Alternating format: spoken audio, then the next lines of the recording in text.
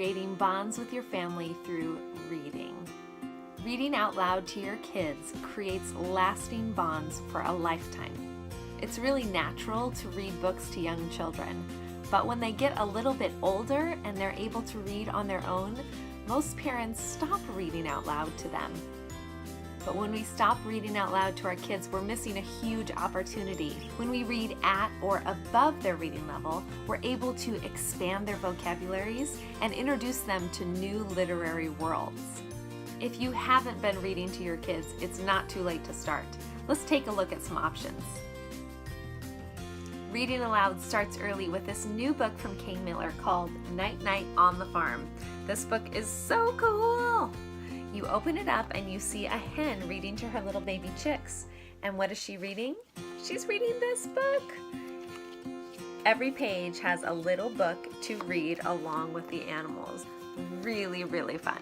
If you're gonna get one book to read to your kiddos, choose Boy by Phil Cummings and Shane DeVries. This story follows a kingdom that is in turmoil. The king is fighting against the dragon. Nobody really knows why they're fighting, but in the village we meet Boy, who cannot hear. He talks with his hands. He doesn't know why everyone's fighting. And when he encounters the battle, he writes in the sand, "Why are you fighting?" He helps the king and the dragon figure out that they just had a simple misunderstanding and they didn't need to fight after all. It's a beautifully illustrated, gorgeous book with a great story. I Say Ooh, You Say Ah by John Kane is hilarious and super interactive. There's something very simple that I need you to remember. When I say ooh, you say ah as loudly as you can. Are you ready? Super simple illustrations, bright colors, and lots of prompts on every page. Get your kids involved in the book and they will love it. Are your kids like mine and need a little refresher on manners? Check out Miss Molly's School of Manners. The thing I love about this book is it's geared for a little bit older kids.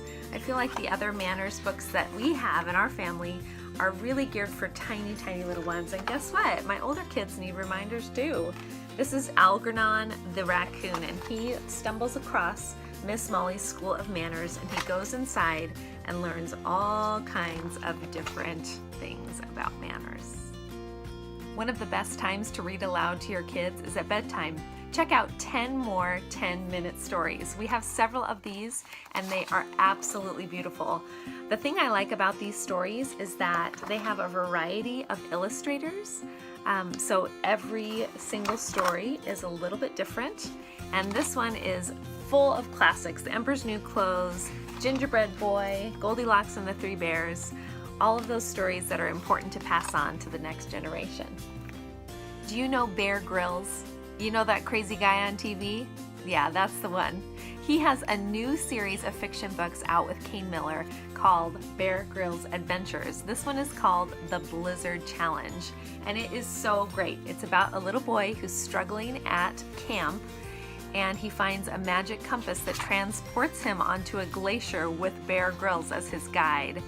There they are meeting, and they have to solve problems, and it's very difficult, and is he gonna make it or not? Great book to read aloud with your kids. I am in love with this book. It's called The Cherry Pie Princess by Vivian French. It is about Princess Peony, who loves to read, and her father is the king, and he is kind of a jerk. And Princess Peony is kind to people around him, even when her dad isn't. Princess Peony is the perfect heroine. She's not afraid to stand up for what is right throughout the whole book, and it would make a wonderful read aloud with your kiddos. If you have older kids and are looking for something awesome to read together, check out Complete Shakespeare. This thing is amazing, and it covers all of Shakespeare's plays. Now, there aren't a lot of illustrations in this book, which is okay when you're reading to older kids, but each play starts with this gorgeous layout, and it goes through each of the characters, so you kind of have a picture in your head of who you're talking about. And then it launches into pretty small text, but a great synopsis of all of Shakespeare's plays. Complete Shakespeare.